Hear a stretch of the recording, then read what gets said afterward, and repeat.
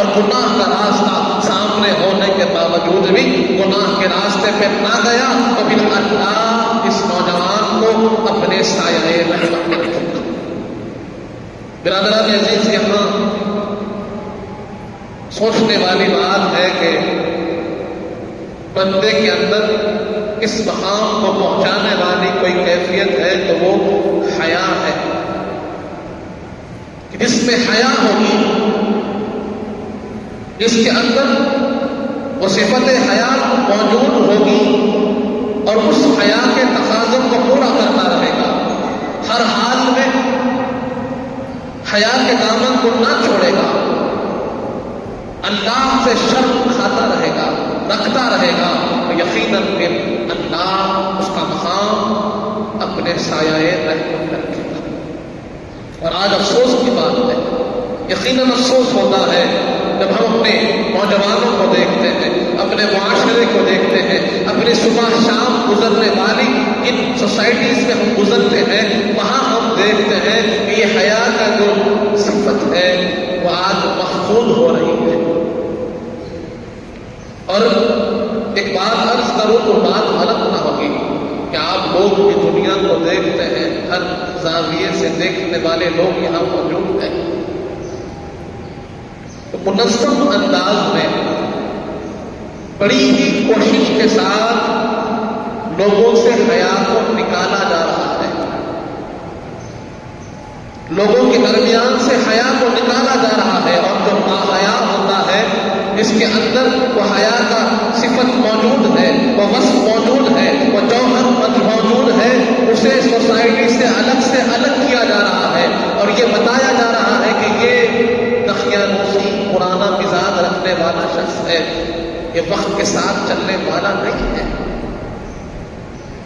حیا کی اہمیت کو اگر جاننا ہو تو صحیح بخاری اٹھا کر دیکھیے، صحیح مسلم اٹھا کر دیکھیے، سنن ترمذی اٹھا کر دیکھیے، مشکات المصابیح اٹھا کر دیکھیے، ایسے احادیث ہمارے سامنے آئیں گے کہ ہم اگر ان کو پڑھ لیں تو اس کی اہمیت معلوم ہوگی۔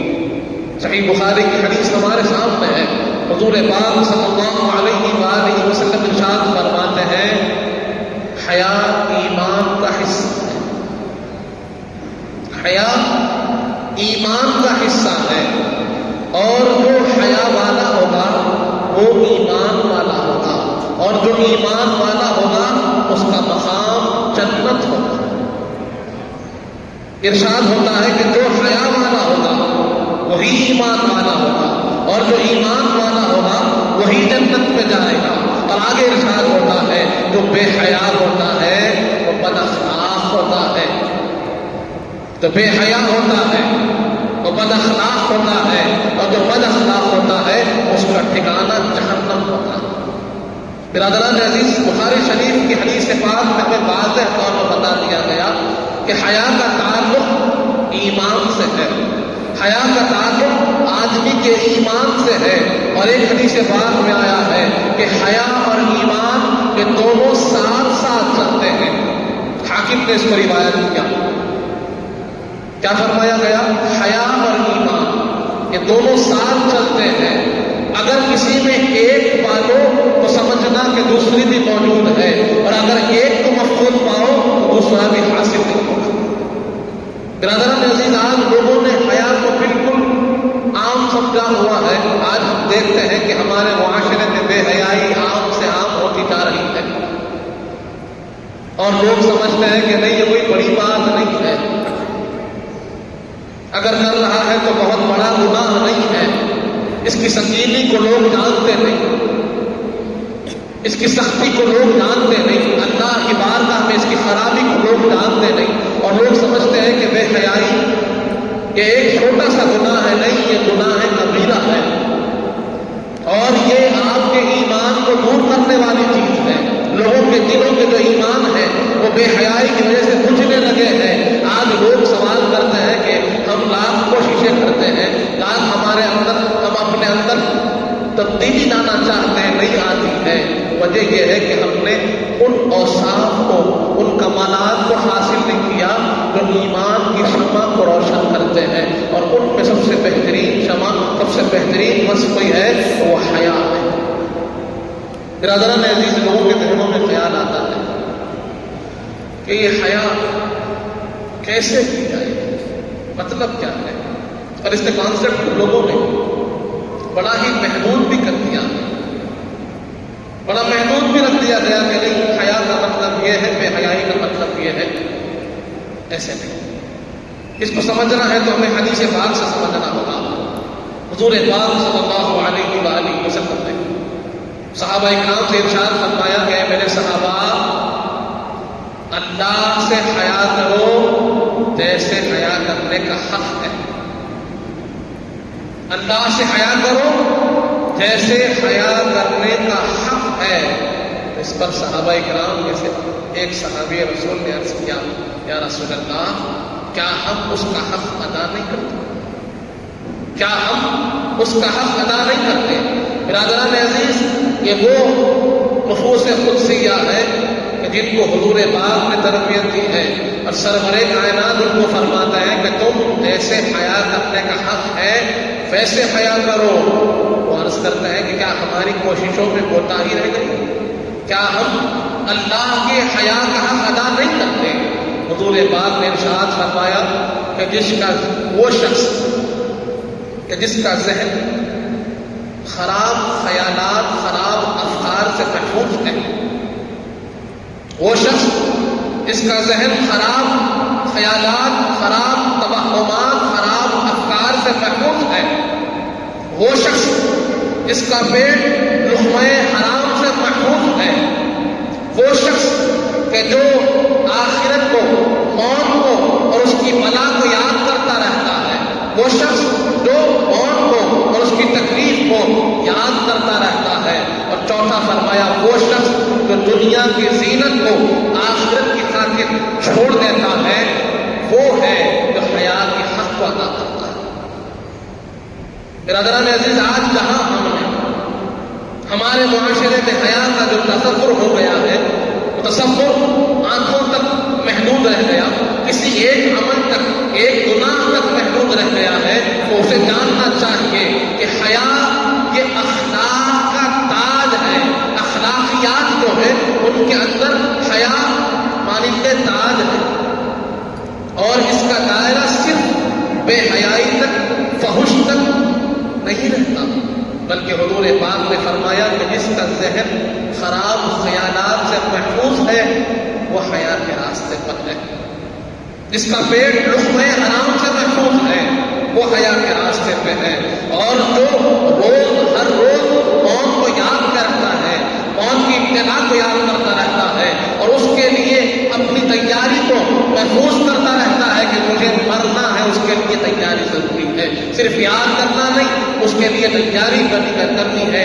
اور چوتھی چیز فرمایا گیا کہ دنیا کی زینت کو، دنیا کے عیش و عشرت کو، دنیا کی خوبصورتی کو آخرت کے لیے دور کر دیتا ہے. یہ جب چار وصف کسی میں پائے جائیں گے تو سمجھنا کہ وہ حیا کا حق ادا کرتا ہے. اگر ان چاروں میں کوئی ایک وصف بھی کمزور ہے،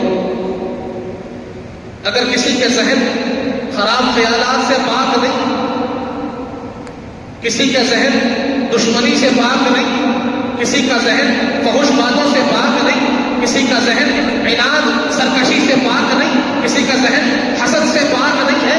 اتنی خرابیاں اللہ تبارک و تعالیٰ نے بتائی ہے، اتنی خرابیاں حضور پاک صلی اللہ علیہ وسلم نے سمجھائی ہے. اگر وہ خراب خیالات ہمارے ذہن سے دور نہیں ہیں تو پھر ہم حیا کے راستے پہ ابھی نامزد نہیں ہوئے. اسی طرح اگر کوئی اپنے آپ کو تو محفوظ رکھ رہا ہے، لیکن جب بات آتی ہے کیا کھا رہا ہے، کیا کما رہا ہے، اس کے بارے میں ہم بات کر رہے تھے کہ عقل حلال کی اہمیت کیا ہے، حرام سے بچنے کی اہمیت کیا ہے.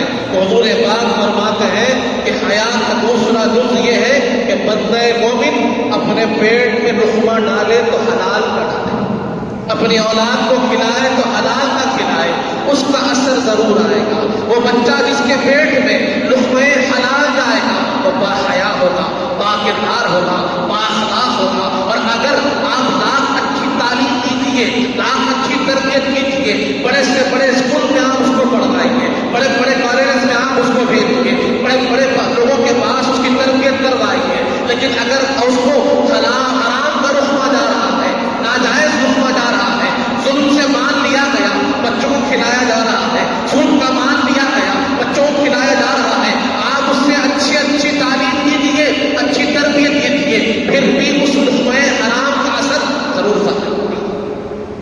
برادران عزیز، ہمیں سوچنا ہے کہ ہم کس راستے پر جا رہے ہیں۔ تیسری چیز بتائی گئی کہ تمہیں موت کو یاد کرنا ہے، موت کی ابتدا کو یاد کرنا ہے، موت کی آزمائش کو یاد کرنا ہے، موت کی تکلیف کو یاد کرنا ہے، لیکن ہماری صبح شام اس بات کی گواہی نہیں دیتی کہ ہم موت کی تیاری کر بھی رہے ہیں۔ ہماری صبح شام اس بات کی گواہی نہیں دیتی کہ ہمیں موت کو یاد بھی ہے۔ آپ کسی سے پوچھ لیں وہ ضرور کہتے ہیں کہ ہاں موت تو آنے والی ہے، اس سے بڑی کوئی سچائی نہیں ہے، وہ تو اٹل ہے، اس کے لیے تو بالکل ہر ایک کے لیے موت مقرر ہے۔ لیکن کیا واقعات ہماری عمل، ہمارا کوشش اس بات کی گواہی دے رہی ہے؟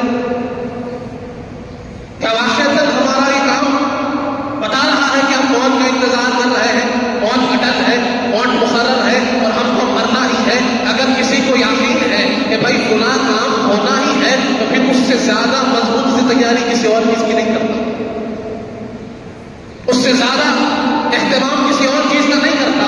ارے شاید ہو سکتا ہے کہ فلاں کام ہو یا نہ ہو، شاید ہو سکتا ہے کہ یہ کوشش میں جو کر رہا ہوں کامیاب ہو نہ ہو، لیکن موت کو ٹلنے والی نہیں ہے نا، پھر اس کے لیے کیا تیاری کی ہے؟ آئندہ سال کے انویسٹمنٹ کے لیے تیاری ہو رہی ہے، بزنس پروپوزل کے لیے تیاری ہو رہی ہے، اور اس کے لیے یقین نہیں ہے کہ وہ ہوگا کہ نہیں ہوگا۔ فلاں جو ہم نے کانٹریکٹ کیا ہے مکمل ہوگا نہیں ہوگا معلوم نہیں، لیکن اس کے لیے تیاری ہو رہی ہے، کیپٹل بلڈ کیا جا رہا ہے، انویسٹرز بلائے جا رہے ہیں، ساری کوششیں ہو رہی ہیں، لیکن جو چیز اٹل ہے اس کو آنا ہی ہے، اور اس کے بعد کوئی عمل نہیں ہے، اس کے بعد کوئی موقع نہیں عمل کرنے کا، اس کے بعد بھی کوئی موقع نہیں لوٹنے کا، اور ایسے مرحلے کے لیے ہماری کوئی تیاری نہیں ہے، کوئی تیاری نہیں ہے۔ حضور پاک فرماتا ہے کہ اگر تم حیا کے راستے پر، ایمان کے راستے پر نامزد ہونا چاہتے ہو، یاد رکھو دنیا تو گزرے گی، جو اٹل ہے موت، اس کی تیاری کرو، اس کی تیاری کرو۔ بہت سے لوگ موت کو یاد کرتے ہیں لیکن موت کی تیاری نہیں کرتے۔ موت کو یاد کرنے کا مطلب ہی یہ ہے کہ موت کی تیاری کیجیے، اور موت کی تیاری کا مطلب یہ ہے کہ ان اعمال کو اختیار کیجیے جو آپ کے آخرت کے لیے فائدہ بخش ہو، جو آپ کی آخرت کے لیے فائدہ بخش ہو۔ جو موت کی تیاری کرنے والا بندہ ہوگا اس کی نمازیں قضا نہیں ہوگی، جو موت کی تیاری کرنے والا بندہ ہوگا وہ کسی پر ظلم نہیں کرتا ہوگا، اسے موت کی تکلیف کا احساس ہوگا، وہ دوسرے کی تکلیف کا احساس کرے گا۔ اسے معلوم ہے رب کو چہرہ دکھانا ہے، اسے معلوم ہے قبر میں جانا ہے، اسے معلوم ہے کہ قبر میں کیا ہونے والا ہے، اس کے لیے وہ راحت کی تیاری کرے گا، وہ ایسا کوئی کام نہیں کرے گا، ایسا کوئی عمل نہیں کرے گا تو اس کے لیے آخرت میں زحمت کا باعث ہوتا ہے۔ دنیاوی زحمت اٹھانے کو تیار ہوتا ہے لیکن آخرت کی زحمت کے لیے وہ راضی نہیں ہوتا۔ اسی لیے حضور پاک نے کہا موت کو بھی یاد رکھو اور اس کے ساتھ آنے والی تکلیفوں کو بھی یاد رکھو۔ تیسری چیز فرمائی کہ جو آخرت کی خاطر، آخرت کے سنوارنے کی خاطر دنیاوی زینت کو چھوڑ دے، دنیاوی زینت کو چھوڑ دے۔ آج معاملہ یہ ہو گیا ہے کہ ہم نے دنیا کی خاطر، دنیاوی زینت کی خاطر آخرت کی فکر ہی چھوڑ دی، آخرت کی تیاری ہی چھوڑ دی۔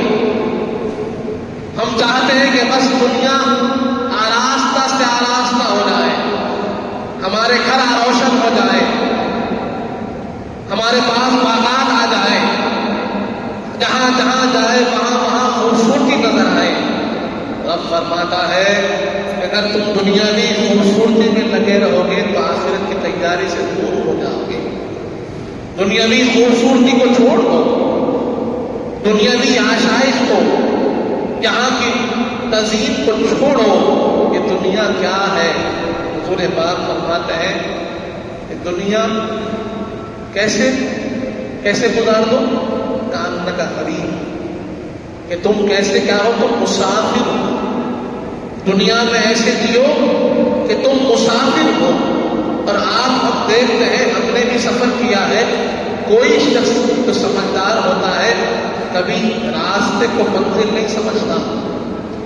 راستہ کتنا ہی خوبصورت کیوں نہ رہے، راستے میں کتنے ہی کیوں نہ اسے پھول دکھ جائے، کتنی ہی روشنی کیوں نہ دکھ جائے، کتنے ہی اچھے باغات کیوں نہ دکھ جائے، ہو سکتا ہے کہ ایک نظر دیکھ لیتا ہوگا، لیکن وہیں پر اپنے آپ کو نہیں روکتا، وہیں پر اس کو دیکھتا ہوا رک نہیں جاتا۔ اسے معلوم ہے جو بھی ہو راستہ ہے، منزل کوئی اور ہے، منزل کوئی اور ہے۔ حضور پاک فرماتا ہے یہ دنیا راستہ ہے، اور ہم جانتے ہیں کہ اگر کوئی راستہ پھٹک جائے یا راستے پر رک جائے تو منزل کو نہیں پہنچتا۔ تو اگر کوئی دنیا میں اپنے آپ کو مبتلا کر لیتا ہے، دنیا کے لیے اپنے آپ کو وقف کر دیتا ہے، تو پھر اس کی آخرت جو منزل ہے وہاں تک وہ نہیں پہنچ پائے گا۔ برادران عزیز، اسی طرح حضور پاک نے فرمایا الدنیا سجن المؤمن وجنت الکافر، مومن کے لیے خیر خانہ ہے، مشہور حدیث پاک ہے۔ دنیا کیا ہے؟ مومن کے لیے خیر خانہ ہے۔ اب اس استعارہ کی جو تشریح دی گئی ہے، اس کے بہت سے معنی بتائے گئے ہیں۔ مومن کے لیے خیر خانے کا مطلب کیا ہے؟ کہ خیر خانے میں لوگ کہتے ہیں مشقت ہوتی ہے، زحمت ہوتی ہے، یہ ایک ہو سکتا ہے، یہ ایک پہلو ضرور ہو سکتا ہے کہ یہاں پر آپ کو مشقت اٹھانی ہوگی، یہاں پر آپ کو زحمت اٹھانی ہوگی، یہاں آپ کے سامنے اگر کوئی خواہش کی چیز آ جائے اس کو چھوڑنا ہوگا۔ اگر حرام چیز ہے، آپ کا اشتہار ہو رہا ہے، سارے لوگ بھاگ رہے ہیں، آپ نہیں جائیں گے، آپ کہیں گے نہیں یہ میرا راستہ نہیں ہے، یہاں مجھے حدود کے ساتھ رہنا ہے۔ ہم جانتے ہیں کہ جو بندہ، جو شخص جیل میں رہتا ہے، قید خانے میں رہتا ہے، وہ اپنی مرضی سے نہیں جی سکتا، وہاں کے اصول و قوانین کے لحاظ سے جینا پڑتا ہے۔ وہاں جب صبح ہوتی ہے اٹھنا پڑتا ہے، آپ یہ نہیں کہہ سکتے کہ نہیں مجھے سونے دو، اگر کہیں گے سونے دو تو پھر ڈٹنا پڑتا ہے۔ یہاں دنیا میں بھی آپ یہ نہیں کہہ سکتے مجھے سونے دو، فجر کی آواز آئے گی اٹھنا ہی ہوگا، یہ ہم پر فرض ہے۔ اسی طرح اصول و قوانین بتائے گئے ہیں، صحیح اور غلط آپ کو بتا دیا گیا ہے، حلال و حرام آپ کو بتا دیا گیا ہے، اور آپ کو بتا دیا گیا کہ راستہ صراط مستقیم پر اس پہ چلنا ہے، اور یہ راستہ ہے اس سے بچنا ہے، تو اس کو چھوڑنا ہے، اس پہ چلنا ہے۔ یہی مطلب ہے اصول و قوانین میں جینے کا۔ اور تیسری چیز بتائی گئی کہ قید خانے کا مطلب ہوتا ہے کبھی نہ کبھی رہائی ہو ہی جاتی ہے۔ تو یہ دنیا وہ ہے تو پرماننٹ ہاؤس نہیں ہے آپ کا، یہاں سے کبھی نہ کبھی آپ کو نکلنا ہی ہے، اور آپ کی منزل آخرت ہے۔ اگر جہاں سے نکلنا ہی ہے، قید خانے کسی نے آج تک سجایا ہوگا کہ کسی نے آج تک جیل کو کلر کروایا ہوگا؟ کسی قیدی نے کہا ہوگا کہ یہاں بیل گھنٹیاں لگا دو، یہاں میری کوشش اور محنت کے پیسوں کو یہاں لگا دو کہ جس کو چھوڑ کر جانا ہے، جو قید خانہ ہے، اور یہاں سے نکل کر مجھے اپنے گھر کو، اپنی منزل کو جانا ہے۔ اگر کس کے ذہن میں یہ کلیئرٹی ہوگی، کیا وہ اس کو قید خانے کو سجائے گا، سنوارے گا، لیٹا لگائے گا، کہاں پر آئے گا، رہنا چاہے گا؟ نہیں، وہ جو کہے گا مجھے نکلنے دو، مجھے منزل کی طرف جانا ہے، مجھے آگے بڑھنے دو، میری ساری کوششوں کو، کاوشوں کو میری منزل پر لگاؤ۔ لیکن ہم ہیں کہ پھر کہتے تو ہے قید خانہ ہے، لیکن اسی کو سجانے کے لگے ہوئے ہیں، اسی کی زینت میں پڑے ہوئے ہیں، اور آخرت جسے سجانا ہے اس کے لیے محنت نہیں ہو رہی ہے۔ برادران عزیز، کو حیا کے لیے ان چار چیزوں کا ہونا ضروری ہے۔ افکار کی پاکی ضروری ہے۔ آج معاملہ یہ ہو رہا ہے کہ ہم کپڑوں کی پاکی پہ بڑا دھیان دے رہے ہیں، جسم کی پاکی کے لیے بڑی کوشش کر رہے ہیں، کپڑوں کو ہی معطر کر رہے ہیں، جسم کو بھی معطر کر رہے ہیں۔ اب جو ظاہر ہے اس کی پاکی پہ بڑی محنت ہو رہی ہے، لیکن حضور پاک نے کہا افکار کو پاک کرو۔ تمہاری فکر ہے تو تمہارے عمل کی طرف کو لے جائے گی، عمل کو بنائے گی، وہ فکر ہو جائے گی۔ تو آج بڑے بڑے لوگ، بہت سے لوگ ایسے ہیں کہ جن کے لباس تو بڑے پاک ہیں لیکن فکر پاک نہیں ہے، اور حیا کا تعلق فکر کی پاکی کے ساتھ ہے۔ فکر پاک ہونی چاہیے. حضور پاک صلی اللہ علیہ وسلم نے فرمایا الحیاء خیر کلہ، حیا تمام کی تمام بہترین ہے، ساری بہترین اللہ نے حیا میں رکھی ہے. حیا بہتر ہی بہتر ہے. برادران عزیز، آج اگر ہم اپنے ماحول کو تھوڑا جائزہ لیں، ابھی نیا سال گزرا، نئے سال میں ہم نے نوجوانوں کو دیکھا غیروں کی بات نہیں کرتا. غیر جو کرتے ہیں شاید ان کو صحیح راہ معلوم نہ ہو، لیکن جو صراط المستقیم کے دعوے دار ہیں، جو ایمان کے دعوے دار ہیں، جو حضور پاک کی غلامی کے دعوے دار ہیں، جو کلمہ توحید پڑھنے والے، ان کی کردار کا انداز، ان کے انداز، ان کی زندگی کا انداز کیا ہو رہا ہے، کس راہ پہ جا رہے ہیں. کہ ایسے لوگ ہمارے نوجوان ہیں اور وہ سمجھتے ہیں کہ نیا سال کیا کرنا چاہیے، باہر نکلنا چاہیے، گھومنا چاہیے، جو چاہے کر سکتے ہیں، جو چاہے کر سکتے ہیں. ان کے ذہنوں میں یہ بات ڈالی جاتی ہے. برادران عزیز، آپ کسی حال میں رہے، کسی وقت میں رہے، کسی جگہ بھی رہے، کسی انداز میں رہے، وہاں پر شریعت کے حدود کی پابندی ضروری ہوتی ہے. جو قانون اللہ اس کے رسول نے بتایا ہے اس پر چلنا ضروری ہوتا ہے. کوئی ایسی حالت نہیں ہے جس سے آپ اس سے خالی ہو. برادران عزیز، لیکن ہمارے بچوں کو اس کا خیال نہیں. اس کی وجہ کیا ہے؟ وجہ یہ ہے کہ لوگ آج اس کو آراستہ کر پیش کر رہے ہیں، آج اس کو سجا کر پیش کر رہے ہیں. ماڈرنائزیشن کے نام پر، تعلیمی معیار کی بلندی کے نام پر لوگوں کے سامنے پیش کیا جا رہا ہے کہ اگر آپ اپورڈ کلاس کے ہیں، بلند مقام والے ہیں، تو آپ کی فکر میں وسعت ہونی چاہیے، براڈ مائنڈنس ہونی چاہیے. بات کیا ہو رہی ہے کہ فکری وسعت ہو، براڈ تھنکنگ ہو، آپ کا ذہن بڑا ہو. اور بڑا ذہن کا مطلب کیا ہے؟ تو وہ کہتے ہیں کہ بھائی بڑے ذہن کا مطلب یہ ہے کہ آپ اپنے نوجوانوں کو، اپنی بچیوں کو آوارہ چھوڑ دیں گے. یہ بڑے ذہن کا مطلب ہے ان کے پاس. اس لیے اس لحاظ سے وہ بتا رہے ہیں کہ براڈ مائنڈنس ہونی چاہیے کہ بچہ جو چاہے کرے، کرنے دیجیے. یہ ذہنی وسعت کہ آپ لباس کا تعین مت کیجیے. آپ یہ مت کیجیے کہ بچی کو یہ نہ کہیے کہ تم ڈھکو، تم اچھا لباس پہنو. نہیں، یہ نہیں کہنا. بچے کو یہ نہیں کہنا کہ تم صحیح لباس پہنو، یہ غلط بات ہے. خیال کی آزادی دیجیے، فکر کی آزادی دیجیے، ان کو جو چاہے کرنے کی آزادی دیجیے. اور اس نام پر بے حیائی کو عام کیا جا رہا ہے، اس نام پر بچوں کو آبادی کی طرف لے جایا جا رہا ہے، اس نام پر لوگوں کو اسلام سے دور کیا جا رہا ہے، قرآن سے دور کیا جا رہا ہے، اور بتایا جا رہا ہے کہ قرآن آپ کو محدود کر رہا ہے، آپ آزادی کی طرف آئیے. قرآن آپ کو جکڑ رہا ہے، قانون آپ پر لازم کر رہا ہے. قرآن کہہ رہا ہے کہ تم حیا سے رہو. قرآن کہہ رہا ہے اپنی نگاہوں کو چھپائے رکھو. قرآن کہہ رہا ہے اپنی شرمگاہوں کی حفاظت کرو. قرآن کہہ رہا ہے کہ اپنے جسم کو ڈھانکے رکھو. قرآن کہہ رہا ہے کہ تم اپنے آپ کو حیا کے ساتھ زندگی گزارو. تو پھر یہ قرآن تم پر حدود کو نافذ کرتا ہے. آج عورتوں میں خصوصاً اس بات کو ڈالا جا رہا ہے، یہ بات ان کے ذہنوں میں پیوست کی جا رہی ہے الگ الگ انداز سے کہ اگر آپ اپنے جسم کی نمائش نہیں کرتے ہیں تو آپ محدود ہیں، آپ پیچھے ہیں، آپ بیکورڈ ہیں. وہی لوگ آگے ہیں جو بے حیائی کے ساتھ اپنے آپ کو پیش کرتے ہیں. اور یہ فکر بالکل غلط فکر ہے. وسعت فکر کا نام یہ نہیں ہے. وسعت فکر کا نام، وسعت فکر کسی نے دی ہے تو اسلام نے دی ہے. حقوق، آج جن حقوق کی بات لوگ کر رہے ہیں وہ حقوق کس نے دیے؟ اسلام سے پہلے کوئی عورتوں کے حقوق کی بات نہیں کرتا تھا، بچوں کے حقوق کی بات نہیں کرتا تھا، غلاموں کے حقوق کی بات نہیں کرتا تھا، کمزوروں کے حقوق کی بات نہیں کرتا تھا. آج اگر کسی نے حق دلایا ہے عورتوں کو تو اسلام نے دلایا ہے.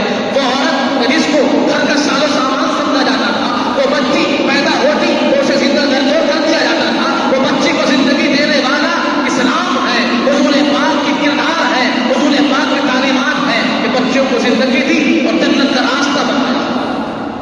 وہ عورت جن کا کوئی حق نہ تھا ان کو حقوق دلانے والے حضور پاک کے ساتھ ہے. وہ اسلام ہے جو ان کو حقوق دلایا ہے.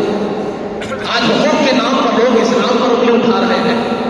برادران عزیز، یہاں ہماری ذمہ داری ہے کہ ایک طرف جہاں ہم عملی طور پر اسلامی خوبیوں کو، اسلامی کمالات کو لوگوں کے سامنے پیش کریں، وہیں پر صحیح اسلامی تصویر کو بھی لوگوں کے سامنے پیش کریں. اسلام جو صحیح میسج ہے وہ لوگوں تک پہنچنا چاہیے کہ جہاں یہ خرابیاں اسلام کی طرف منسوخ کی جا رہی ہیں، ہمیں چاہیے کہ اسلام کی حقانیت کو، سچائی کو، اچھائی کو، اس کی پاک دامنی کو پیش کریں. برادران عزیز، تو لوگ آج حیا سے دور کرنا چاہتے ہیں. آج ہمارے نوجوان حیا سے دور ہونا چاہتے ہیں. حضور پاک فرماتا ہے کہ تم اگر حیا کو چھوڑ دو گے تم سے ایمان بھی دور ہو رہا ہے. تم حیا کو چھوڑو گے، بے حیائی کے راستے پر چلو گے، نگاہیں اٹھا کر چلو گے. نگاہوں سے اگر بے حیائی کے راستے کو دیکھو گے، بے حیائی کے کاموں کو دیکھو گے، تو پھر تم سے تمہارا ایمان بھی دور ہوتا چلا جائے گا. صرف حیا نہیں جا رہی ہے، ایمان بھی جا رہا ہے. اور جب تک حیا ہمارے پاس ہے، اور حضور پاک کی طرف اللہ فرماتا ہے، حبیب آپ فرما دیجیے مومنین سے کہ راستے پر چلو تم نگاہیں جھکا کر چلو. مومنین سے فرمائیے کہ نگاہیں جھکا کر چلو اور اپنے شرمگاہوں کی حفاظت کرو. مومنات سے فرمائیے کہ اگر باہر نکلنا ہو تو نگاہوں کو جھکا کر چلیں. یہاں سے حیا شروع ہوتی ہے. یہ آنکھیں ہمارے دل کا راستہ ہے کہ ہم اپنے ذہن و دل میں کیا چیز بھیج رہے ہیں، اس کے لیے آنکھ بڑا کردار نبھاتے ہیں. یہیں پر اسلام نے روک دیا، کہا کہ نہیں، جہاں بے حیائی شروع ہوتی ہے وہیں پر روک دیا جائے، جہاں پر حیا چھوٹتی ہے وہیں پر روک دیا جائے اور نگاہوں کو جھکا کر چلنا چاہیے. آج نگاہیں جھک رہی ہیں، آج کا نگاہیں جھکی ہوئی ہے. کیا آج بے حیائی سے نگاہیں بچی ہوئی ہیں؟ ہمیں سوچنا ہے، ہر ایک نوجوان کو سوچنا ہے. اور اگر باضابطہ طور پر، سازشی طور پر آپ کے سامنے سوشل میڈیا پر کہیں نہ کہیں بے حیائی کی تصویریں آ رہی ہیں، تو پھر آپ کا کام یہ ہے کہ رب کے فرمان کو عام کیجیے، اپنے نگاہوں کو فوراً ہٹا دیجیے اور ایسی چیزوں سے اپنے آپ کو دور کیجیے، اجتناب کیجیے. ضروری ہے ہمارے لیے کہ کوئی دیکھے نہ دیکھے، کوئی جانے نہ جانے، اب تو جاننا ہے. اس کے سامنے ہمیں پیش ہونا ہے. پیش ہونا ہے تو حیا کے ساتھ پیش ہونا ہے. آج لوگ برائی کی دعوت دے رہے ہیں. اگر کوئی بے حیائی کی طرف بلا رہا ہے، چاہے عورت ہو چاہے مرد ہو، کسی بھی حال میں کیوں نہ ہو، اگر بے حیائی کی دعوت دی جا رہی ہے تو آپ کو قبول کرنا نہیں ہے. حضور پاک نے اسی نوجوان کا ذکر کیا ہے کہ بے حیائی کی طرف بلایا جا رہا ہے، زنا کی طرف بلایا جا رہا ہے، گناہ کی طرف بلایا جا رہا ہے. لیکن نوجوان کہتا ہے میرا رب مجھے دیکھ رہا ہے، میرا رب مجھے دیکھ رہا ہے اور میں نہیں جانتا. رب فرماتا ہے کہ یہ نوجوان جو بے حیائی سے اپنے آپ کو بچائے رکھتا ہے، یقیناً وہ میرے سایہ رحمت میں ہوگا. برادران عزیز، آج ہمارے بچوں کو، ہماری بچیوں کو حیا کی اہمیت سمجھانی ہوگی. اس کے لیے سب سے اہم چیز کیا ہے؟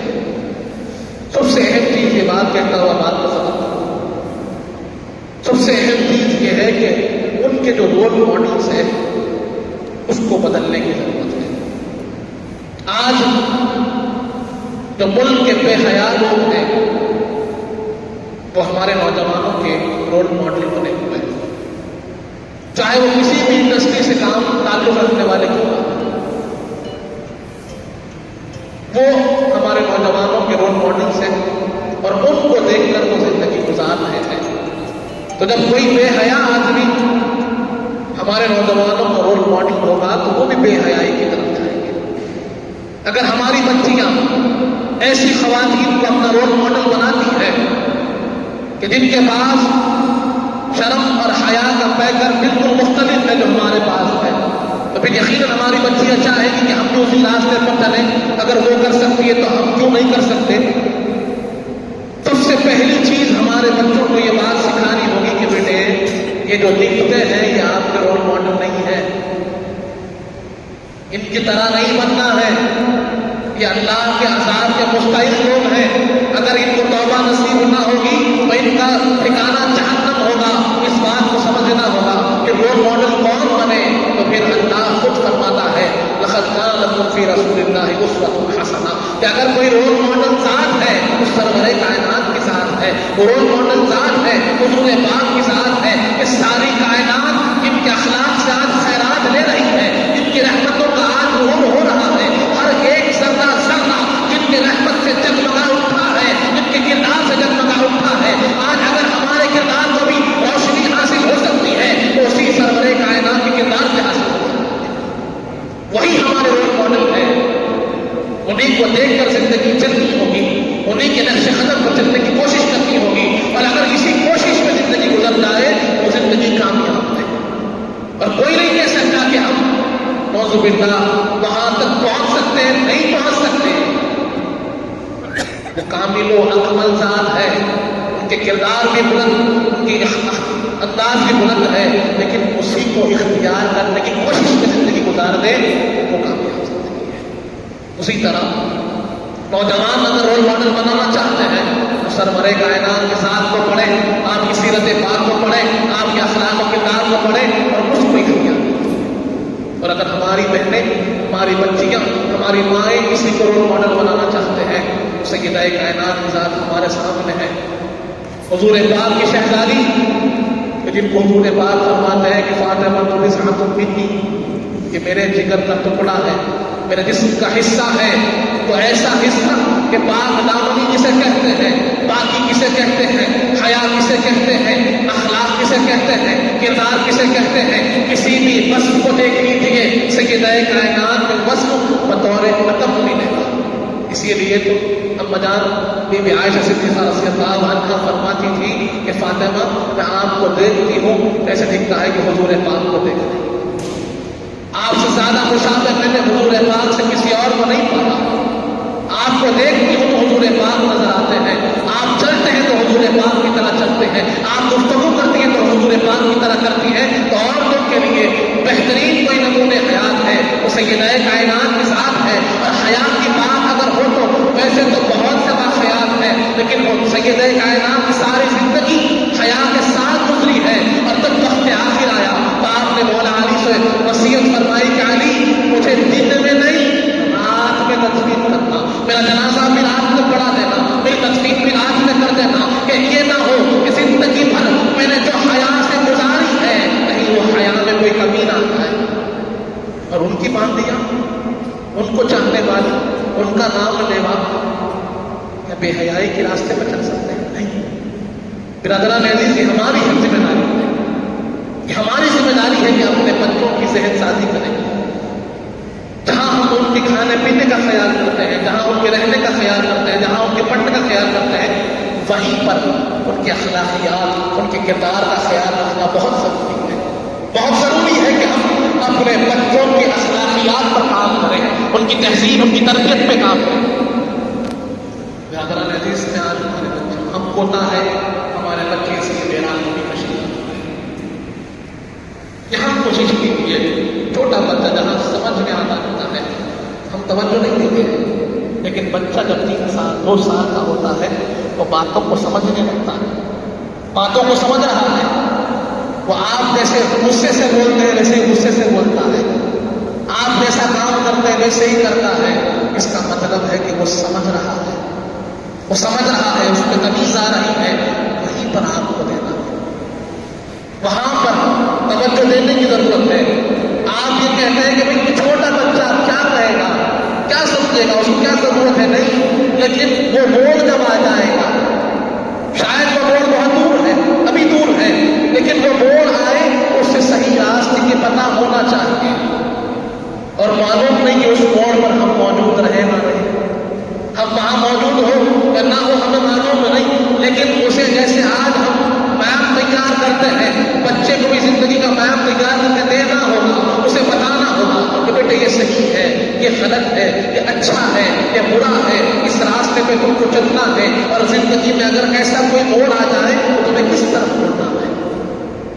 حضور پاک کی سیرت کی روشنی میں, سیدہ کائنات کی سیرت پاک کی روشنی میں, صحابہ کرام کی زندگی حیات کی روشنی میں اس طور پر ان کو سمجھانا ہوگا कैसे गुजारें।